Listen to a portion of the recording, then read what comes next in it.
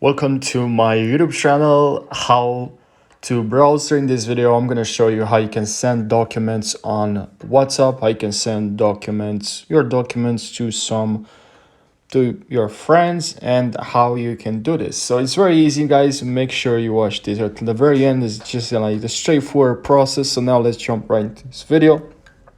So what you have to do, obviously, click on WhatsApp, open WhatsApp, and here you have your conversation. I'm on iPhone, but it's clearly closed. The process is really similar. There aren't many differences, only some things that you have to click, like the way it looks like, the options. It's pretty close anyways. Now let's select where the person that you want to send your video. I'll select here in this group, and now if I click on this icon, I'll take a screenshot so I can show you. If I click on this plus right here, now I can simply click on here and here select documents, and here documents. So now I just have to click on documents and select the document that I want to send, and then just select that document and send it. It's really easy, really straightforward process.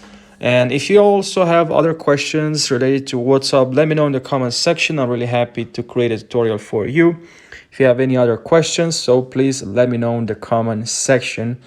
And you can send PDFs, you can send documents.